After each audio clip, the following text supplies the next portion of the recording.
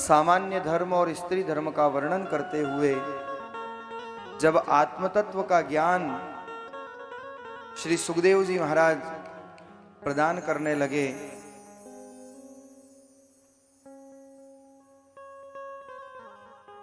तो राजन परीक्षित ने प्रश्न किया है कि प्रभु आपने ब्रह्मचर्य आश्रम, गृहस्थाश्रम, वानप्रस्थ आश्रम का उपदेश दिया, लेकिन आप ये बताइए कि गृहस्थ के लिए मुक्ति का मार्ग क्या है।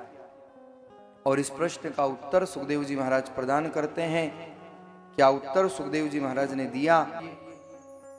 राजन परीक्षित प्रश्न करते हैं कि प्रभु गृहस्थ के लिए मुक्ति का मार्ग क्या है, कौन से मार्ग पर चलकर के गृहस्थ मुक्त हो सकता है। और राजन परीक्षित का प्रश्न,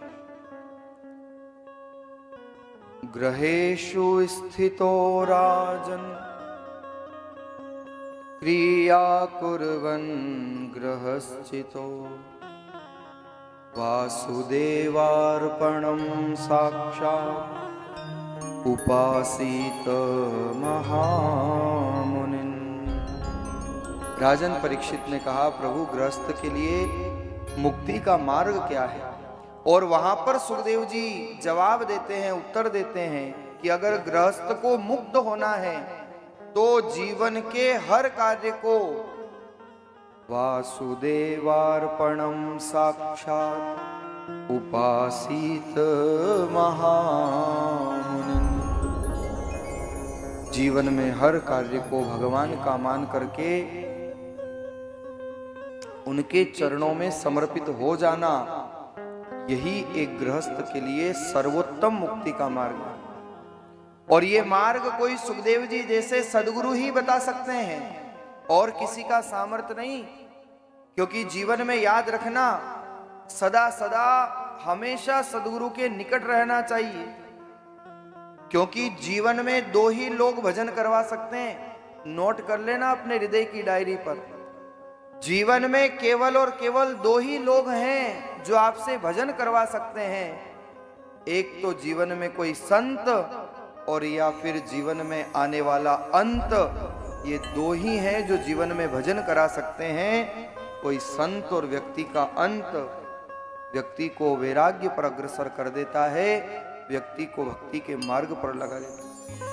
समझ लेना, सदगुरु हंसा और वो ठाकुर फंसा।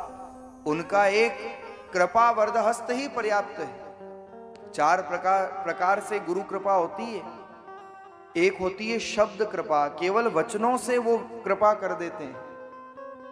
जैसे आप लोगों ने कुर्री नाम का पक्षी सुना होगा, वो आकाश में उड़ती है कुर्री, उसका अंडा धरती पे, पर वो जब ऊपर से शब्द गुंजायमान करती है तो उस कुर्री शब्द के गुंजायमान करने से वो अंडा पकता है। एक पक्षी के शब्द से अंडा पकता है। तो आप विचार करो कि गुरु के शब्द में जीवन क्यों नहीं संवर सकता। एक कृपा होती है स्मरण कृपा। कई बार हम सामने नहीं होते हैं, लेकिन गुरु जी के हृदय में, सदगुरु के हृदय में अगर हमारा स्मरण भी हो जाए तो समझ लेना कि ये सदगुरु की विशेष कृपा है। अगर वो मैं याद भी कर ले तो अनूठी अनुकंपा है उनकी। क्योंकि आप लोगों ने देखा होगा, कछुई जब अंडा देती है तो जल में देती है। वो जल के अंदर अंडा देकर के बाहर आ जाती है रेत में, उसका अंडा जल में होता है। लेकिन विज्ञान कहता है कि कछुई जब बार बार अपने हृदय में उस अंडे का केवल स्मरण करती है, उसको याद करती है, तो कछुई के याद करने से वो अंडा परिपक्व हो जाता है। एक साधारण के जीव के स्मरण में इतनी ताकत है, तो भजनानंदी साधक और साधना करने वाले महापुरुषों के स्मरण में, उनके याद करने मात्र में उनकी कितनी अनूठी अनुकंपा हमारे पर हो सकती है, हम कल्पना भी नहीं कर सकते। एक होती है कृपा दृष्टि कृपा, जिसके आप कहते हैं ना कि कृपा दृष्टि रखी। एक कृपा संत दृष्टि से कर देते हैं। केवल दृष्टि मात्र पड़ जाए, महापुरुषों ने लिखा है नयन छके रसना छके, छकी दृष्टि मुस्कात, और छकी दृष्टि जा पर पड़े तो रोम रोम छक जात।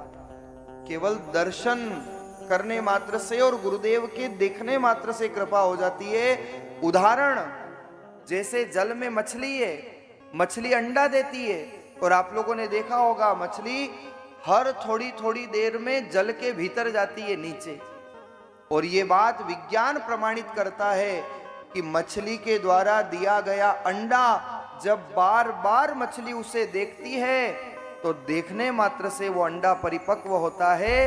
एक मछली के देखने में इतनी शक्ति है, इतनी ताकत है, तो आप विचार करिए गुरुदेव की दृष्टि, सदगुरु की दृष्टि जब पड़ती है तो रोम रोम रोमांचित हो जाता है।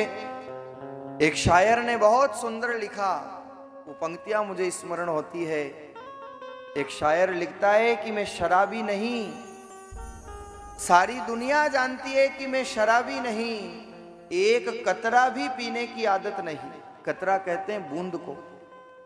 सारी दुनिया जानती है कि मैं शराबी नहीं, एक कतरा भी पीने की आदत नहीं, जाम से अगर पीऊं तो गुनहगार हूं। जाम कहते हैं पात्र को। शायर कहता है कि जाम से अगर पीऊं तो गुनहगार हूं, पर वो ठाकुर नजरों से पिलाए तो मैं क्या करूं, वो ठाकुर नजरों से पिलाए तो मैं क्या करूं। इसलिए तो कहा कि छकी दृष्टि जा पर पड़े तो रोम रोम छक जात। केवल दृष्टि मात्र ही पर्याप्त है। एक दृष्टि भी अगर पड़ जाए तो जीवन के कलमश ध्वंस हो जाते हैं, पाप समाप्त हो जाते हैं। और चौथी कृपा होती है स्पर्श कृपा, जो कि लोग आकांक्षा करते हैं कि सदगुरु का वरदहस्त हमारे मस्तक पर आ जाए। स्पर्श, एक मोरनी जब अंडा देती है, मोर और मोरनी, मोर को कई बार आपने नृत्य करते हुए देखा होगा प्रकृति में, लेकिन मोरनी जब अंडा देती है तो उस अंडे पर स्वयं बैठकर अपने स्पर्श से उस अंडे को परिपक्व करती है। एक मोरनी के स्पर्श से जब अंडा परिपक्व होता है तो आप विचार करिए, सुखदेव जी जैसे महापुरुष का वरदहस्त जब राजन परीक्षित को मिल जाए तो नैया पार हो जाया करती है। सदगुरु की कृपा रूपी वरदहस्त अगर जीव को प्राप्त हो जाए तो उनकी साधना का अंश वो प्रदान कर देते हैं, उनकी भक्ति की अनुकंपा वो कभी कभी स्थानांतरित कर देते हैं, उनके हृदय की करुणा को कभी कभी दूसरे की झोली में प्रसाद रूप में डाल देते हैं। कब किस रूप में सदगुरु कृपा कर दे हम कल्पना नहीं कर सकते।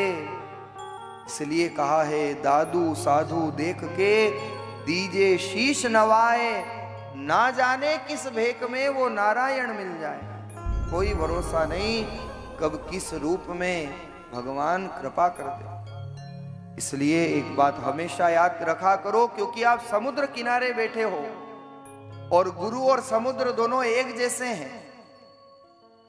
दोनों की गहराई, दोनों में बहुत गहराई है। अंतर केवल इतना है कि समुद्र की गहराई में डूबने पर इंसान डूब जाता है और गुरु की कृपा रूपी गहराई में डूबने पर संसार सागर से तिर जाता है, भव सागर से तिर जाता है। गुरु और समुद्र एक जैसे, संत और बसंत एक समान है। बसंत आता है तो प्रकृति मुस्कुराती है, और जीवन में कोई संत आ जाए तो संस्कृति मुस्कुराती है और जीवन संवर जाता है। मैं हमेशा कहा करता हूं, आपका एक प्रणाम, नोट कर लेना इस पंक्ति को अपने हृदय के वक्षस्थल पर, कि आपका एक प्रणाम जीवन के कई परिणाम बदल सकता है। केवल एक प्रणाम जीवन के कई परिणाम बदल सकता है। सदगुरु को किया गया एक प्रणाम, भगवान को किया गया एक प्रणाम जीवन के परिणामों को परिवर्तित कर सकता है। ये शास्त्रोक्त बात है, क्योंकि महापुरुषों ने लिखा, भाग्य लिखे मिटे नहीं, लिखे विधाता लेख, पर मिल जावे गुरु महर तो लगे लेख पे मेघ। और एक नहीं अनेकों उदाहरण हैं जहां विधाता की विधात्री को भी संतों ने बदल करके रख दिया। नहीं था महाराज दशरथ के 7 जन्म में भी पुत्र का योग, लेकिन वशिष्ठ जैसे गुरु पुत्रेष्टि यज्ञ के माध्यम से इतिहास बदल देते हैं। एक नहीं सैकड़ों उदाहरण है। नहीं था आत्मदेव के जीवन में, आपने कथा सुनी है, 7 जन्म में भी पुत्र का योग नहीं था, लेकिन संतों की कृपा गोकर्ण जी जैसे ज्ञानी का जन्म हो जाता है। कहने को बहुत कुछ है, लेकिन केवल इतना ही समझ लो कि जीवन में अगर संत कृपा है तो भगवंत कृपा अवश्य हो जाएगी, इसमें कोई लेश मात्र भी संशय नहीं है। राजन परीक्षित ने कहा कि भगवान गृहस्थी के लिए मुक्ति का मार्ग, सुखदेव जी ने कहा गृहस्थ को हर कार्य भगवान का मान करके करना चाहिए। कृष्णार्पित प्राणस्तु पुरुष निषेवया, जो बात कल भी कही थी वही उत्तर आज सुखदेव जी ने दिया। हर कार्य को परमात्मा का मान करके। जिस दिन तुम्हारे हृदय में सहज भाव उत्पन्न हो गए, जिस दिन तुम्हारा हृदय सरल हो गया, तुम्हारे जीवन में सरलता आ जाए, जीवन सरल हो जाए, क्योंकि नवम भक्ति है सरल भक्ति, समझ लेना उस दिन भगवान ने कृपा की है, समझ लेना उस दिन भगवान की अनुकंपा हुई। नवम सरल सम सम छलहीन, नवी भक्ति है सरल भक्ति। और इसलिए याद रखना, स्वभाव सरल होना चाहिए और साधना कठिन होनी चाहिए। लेकिन लोग उल्टा कर रहे हैं, साधना भजन भक्ति तो सरल चाहते हैं और लोगों का स्वभाव कठोर होता जा रहा है। महापुरुषों ने, रामचरण जी महाराज ने लिखा है वाणी में, सरल भक्ति नहीं चाहिए, चाहिए सरल स्वभाव। श्री महाराज ने वाणी में लिखा है, भक्ति सरल नहीं होनी चाहिए, स्वभाव सरल होना चाहिए। जीवन में जितना सरल भाव होगा, प्रभु की उतनी अनूठी अनुकंपा होगी। बहुत सीधा सा गृहस्थ के लिए मार्ग है, अपने हर कर्म को भगवान के चरणों में समर्पित कर दो। बहुत सीधा सा सिद्धांत है, responsibility is always higher authority. पद पे जिम्मेदारी किसकी होती है? जो पद पे पदस्थ हो। अपनी जिम्मेदारी स्वयं लेकर के मत रखो, अपनी नैया उसको सौंप दो और कह दो, प्रभु तू जाने और तेरा काम जाने। ये संसार तेरा, ये भवसागर तेरा, नैया तेरी, खेवैया तू। जब दरिया तेरा, नाव तेरी, खेवैया तू, तो हम क्यों चिंता करें? बस हम तो प्रभु आपका आश्रय प्राप्त कर लें, आपका नाम हमारी जिह्वा पर आ जाए, ये प्रयास हमें करना चाहिए। यही गृहस्थ के लिए सर्वोत्तम मुक्ति का मार्ग है।